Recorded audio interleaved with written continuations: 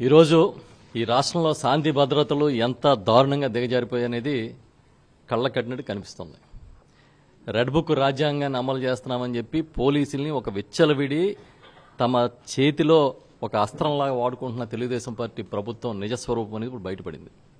ఈ lockup death సంఘటన ద్వారా లాకప్ తీసుకెళ్ళడం, చంపేయడం, కాల్చేయడం, అసలు ఇంకా చట్టాలు లేవు, మానవ హక్కులు లేవు, మనుషుల్లాగా ప్రవర్తించే పరిస్థితి కూడా లేదనేది ఈ సంఘటన చెప్పింది. ఇది ఇప్పుడు బయటకు వచ్చింది. ప్రజా సంఘాలు, వారి బంధువులు అందరూ ఆందోళన చేస్తే బయటకు వచ్చింది. ఆ తర్వాత ప్రతిపక్ష పార్టీగా నిన్న వైఎస్ఆర్ పార్టీ నిన్న మొన్న మాట్లాడితే దీనికి ఒక కులం రంగు పులిమే కార్యక్రమం చేస్తున్నారు. మేము అడుగుతున్నాం, ఇది ఒక మానవ హక్కులకు సంబంధించిన విషయం.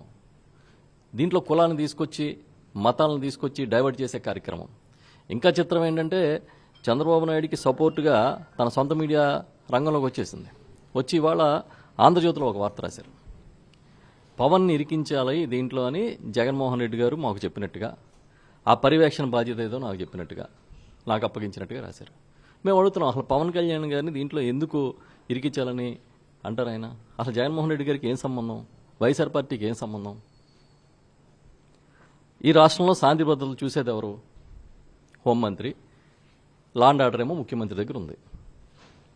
వీళ్ళే కదా బాధ్యులు. వీళ్ళతో పాటు డీజీపీ దగ్గర నుంచి డీజీపీ, సిపి, ఏసీపీ, అక్కడ సిఐ, లేకపోతే అతని స్టాఫ్, వీళ్ళందరూ బాధ్యులు. మేమేమో ఇది పోలీసులు చేసిన ఒక హత్య.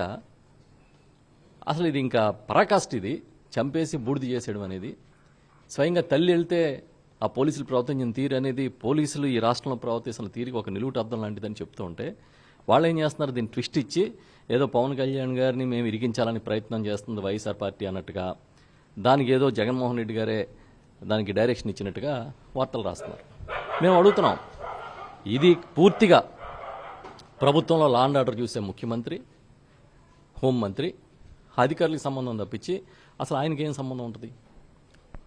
ఇవన్నీ కావాలని దీన్ని డైవర్ట్ చేయడం కోసం, ఇదేదో ఒక కులం ఇష్యూ లాగా, లేకపోతే వైఎస్ఆర్ పార్టీ దీన్ని ఏదో రాజకీయంగా ఉపయోగించుకోవాలనుకుంటుంది అన్నట్టుగా చిత్రీకరించే ప్రయత్నం చేస్తున్నారు. ఇది మే 9వ తేదీనో ఆ సమయంలో జరిగితే ఇన్సిడెంట్, వారి తల్లి 15 రోజుల పాటు పోలీస్ స్టేషన్ చుట్టూ తిరిగిందని, వారి బంధువులు డీజీపీ దగ్గరికి వెళ్ళి కంప్లైంట్ ఇచ్చారని ఇవన్నీ కూడా వస్తున్నాయి వార్తలు. వారి బంధువులే స్వయంగా చెప్తున్నారు. వాళ్ళ బంధువులందరూ కూడా ఇవాళ చనిపోయిన యువకుడితో సహా జనసేన పార్టీలో పనిచేశారని వాళ్ళ మేనమామే చెప్తున్నారు. ఇవన్నీ పక్కన పెట్టి ఏదో జగన్మోహన్ రెడ్డి గారికి ఆపాదించే కార్యక్రమం, లేకపోతే మా అందరికీ ఆపాదించే కార్యక్రమం ఆల్రెడీ స్టార్ట్ చేస్తున్నారు. ఇది కరెక్ట్ కాదు.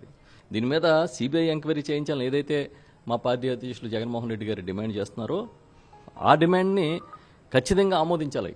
ఎందుకంటే మీరు నిజంగా మీ ప్రభుత్వం నిర్దోషిత్వాన్ని నిరూపించుకుని బాధ్యుల మీద మీరు చర్యలు తీసుకోవాలంటే చేయాల్సిందే.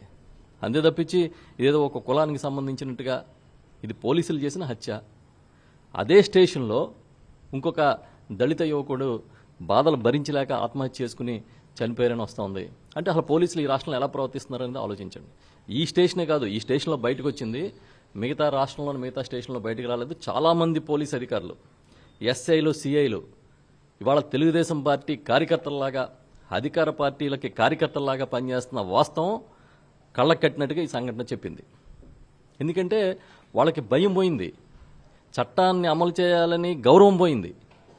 కేవలం ఆ నాయకుల కనుసన్నల్లో ఉంటే చాలు, మనం ఏం చేసినా పర్వాలేదనే పరిస్థితికి పైనుంచి కింద దాకా వచ్చిందనేది మేము చెప్తున్నాం.